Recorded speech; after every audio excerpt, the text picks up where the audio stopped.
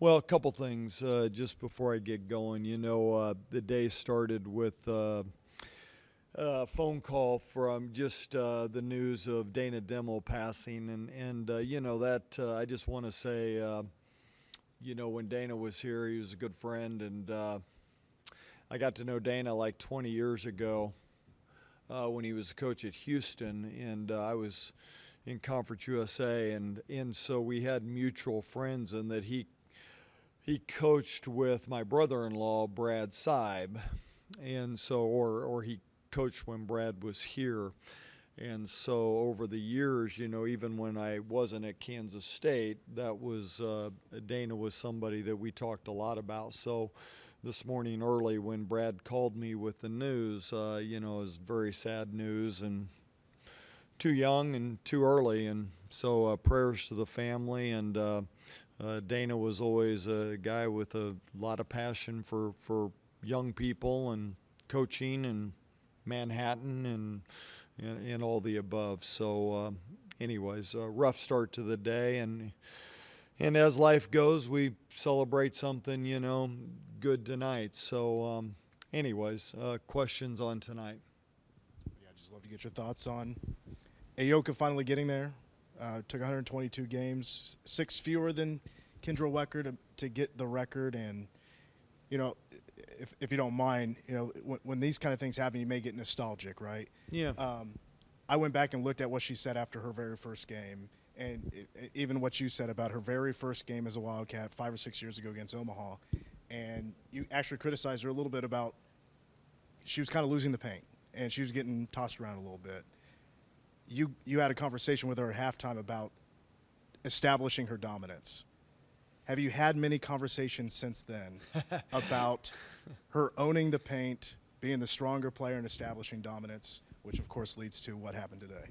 It's to that point. One of the things that has made her such a great player is you really don't have to tell her too many things twice.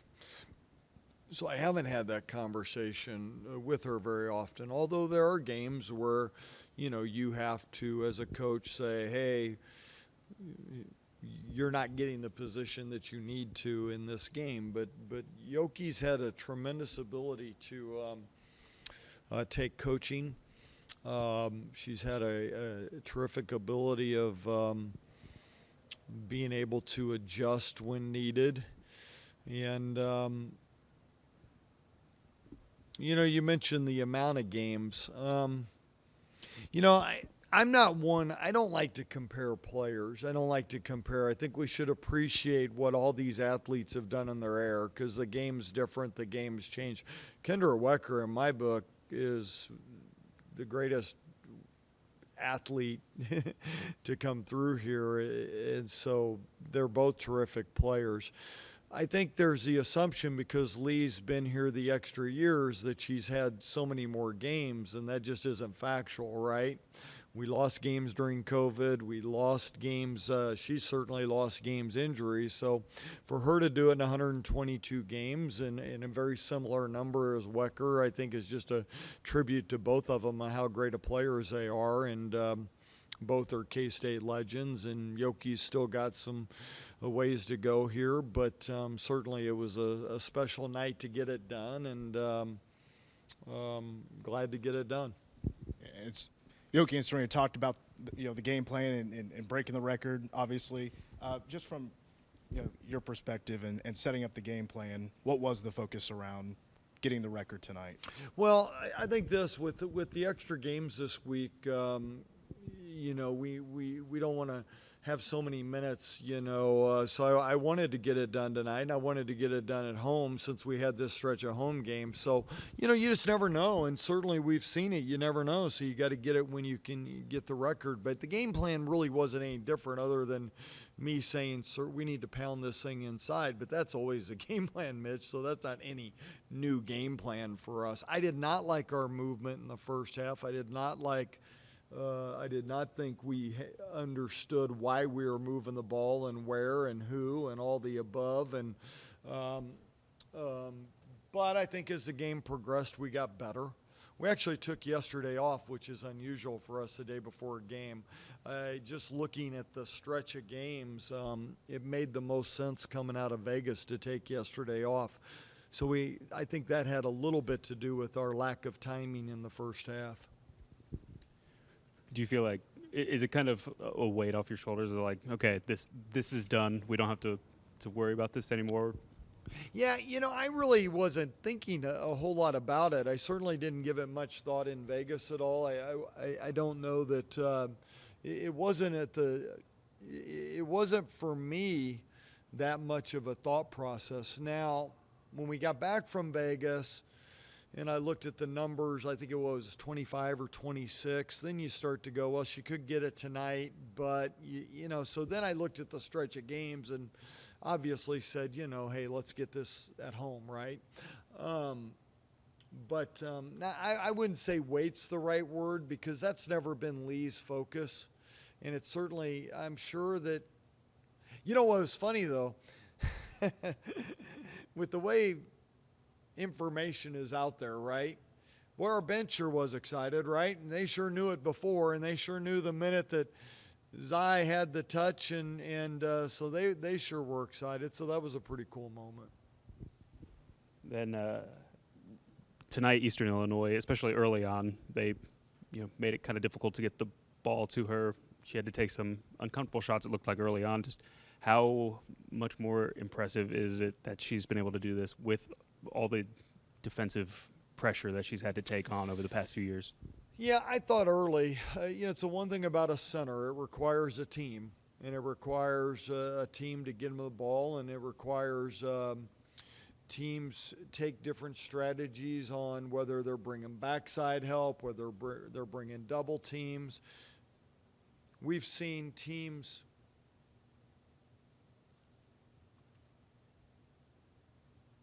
what I consider plays that are not good for the game of basketball, try to take charges off the tip against her to get her in foul trouble. It's a play that I think is ridiculous in our game, but it's still in our game, and we've seen teams employ that. And so you're right. She has faced every kind of tactic that you can face. And for her to maintain her composure, for her to be able to maintain a discipline, shows a lot about her character. I think that you've got a good number of that locker room that's in there that was a part of the 61 points. Obviously, she said it after that game. I can't do this without my teammates getting me the ball and the right timing and all the above. You've got new teammates in Poindexter, Walker, Kennedy Taylor that are a part of this now. So it's a pretty cool moment for the program. It's a cool moment for that locker room. Zai Walker had a double-double tonight with points and assists. She's had games where maybe she has appeared to struggle more, but then games like tonight where she's just a menace on the court with defensively. Just how have you seen her progression throughout the season? I think it starts with defense with her. You saw it tonight again. She gets a couple fast break layups. She gets in a rhythm pretty quick. I think everything when she puts that focus into defensively, I think the offense comes naturally to her. And I've liked the look she's had the last 3 games defensively. And certainly as we continue to try to develop our defense better, I still think the defense is too spotty at times. But Zai is that player that can do so much for us. And you saw tonight where I think her feel offensively, not just from scoring, you made 10 assists, right? I mean, her feel for moving the ball, making the right play continues to get better and better. You mentioned the, sloppy start, and you guys had, 5 turnovers on your first 14 possessions. Was any of that trying to force Aoka the ball to try and get the record, or was it just, breaking off the rust? Yeah, I didn't think so. You'd have to ask them a little bit. Now, maybe they were locked in too much to one area of the floor. I did not think the ball moved very good. I didn't think it moved with great timing. I keep saying the why. You know, when you know the why, when you're turning the ball because you've got a hot shooter to the left of you, that's the why. When you're turning the ball because post has good position over there, that's the why. I didn't see a lot of the why in the first half. I did see it more as the half progressed, but in the second half, I saw it a lot. I saw the ball move really, really well, and I saw it move with greater purpose. Serena set her own milestone with Yeah. 600 assists. Yeah. What does that, I guess, Yeah, I just milestone mean found to her? that out. You know, I knew that she was creeping close. Well, Serena Sundell's a heck of a player. I mean, there are players that can impact the game and not have a great night on the stat sheet, and she's one of them. You look at her stats. She has too many turnovers tonight. Okay, I think 6, right? Yeah, it's too many. She only scores 4 points. And yet, we're a better basketball team with Serena Sundell on the floor all the time. She just does so much for us. She's such a great leader. Her teammates look to her to do things. She does what's necessary defensively. She does so many things. So, I think second all-time assist. Is that right, Randy? Yep. And, you know, she's been a great player for us. How cool is it that she gets that milestone as Aoka gets her career points milestone, given how close they've been? Well, a lot of her assists have gone to Lee. And so they've had a great connection in her career here. Serena's one of the better over-the-top passers that I've ever coached. And her game has continued to improve in the other areas as well. But it's pretty cool that they accomplished that, both of those things tonight. Another impressive game off the bench for Taryn. She just playing her best basketball down the stretch here? Well, she's not doing anything I hadn't seen. She's not doing anything that I didn't see all summer. I said this in here early. I think that she's a heck of a shooter, and we probably need to find her more. If you want to know the truth, the only thing I see wrong with hers is she only got up 4 tonight. We got to find a way to get her up more shots because she's that gravity that you talk about, and we've got to continue to get better at getting her more looks. But yeah, I'm seeing exactly what we thought we were going to see in the summer, and I think she's playing really well. Did you have it planned out what to do when Yoki got the record, to hustle Kennedy over to sub or take a timeout or anything? Well, no. As a matter of fact, I got irritated because everybody kept out. Are you going to take a timeout? Are you going to do this? And, I kind of joked about that last game, fan experience, and everybody, wanted me to take timeout and do this. And, I don't know. I didn't know if confetti was going to fall. I didn't know if, we were going to, start to, I don't know what, but I'm like, no, I don't know what the game situation is. Now, I think one of the things as a coach, you always, in these milestones, Randy does a great job with having us be aware of them.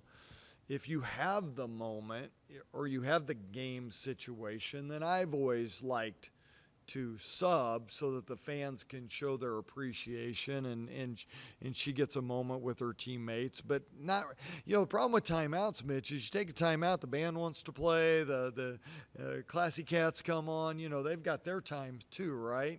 So I think in the flow of the game, it's better. It's also one of the reasons why I got her back out on the court for one more run, which was only about a minute. I thought those two things were appropriate. And just judging by your appearance, I would guess that you kind of stayed back a ways for the locker room celebration. I did. I was made aware of, but although they did it differently than in my brain, Serena said, we're going to get Yoki with the water. And I've been involved with enough of those that if I can stay out of the middle, but they really got her good. Boy, they really got her good. I think Walker came with a big jug of water from behind, which I thought it was just going to be, the water bottle spray that you normally see. But they surprised her. They got her good. And even better, I wasn't involved. Someone comes up to you years from now and they said, you coach Yoki, what was it like to coach her? What will you tell him?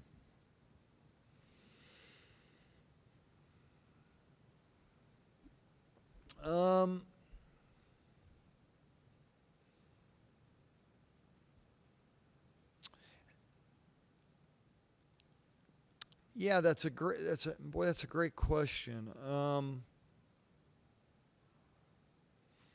I think when you ask me that question, my mind just goes to how great of a person she is, and we hear that, but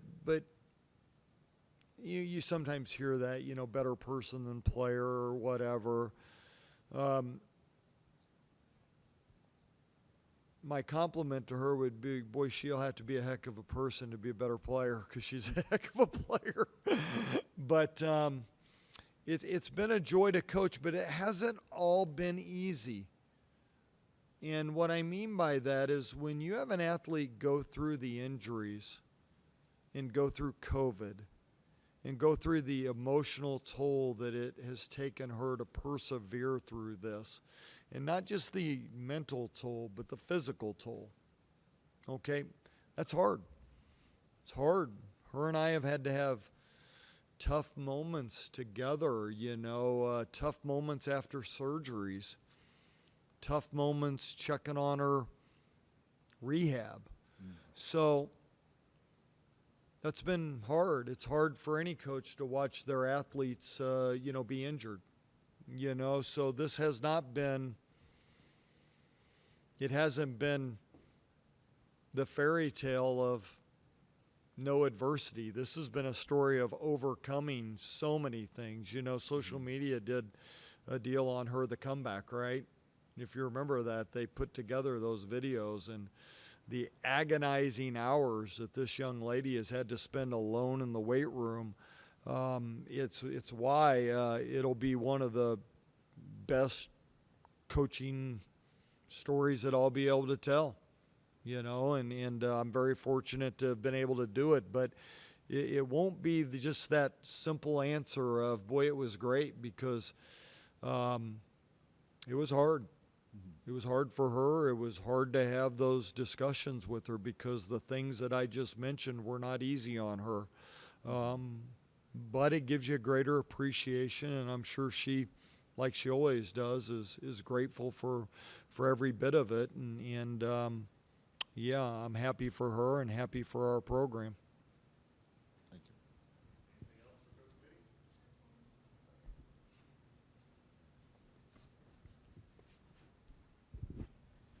Thank you.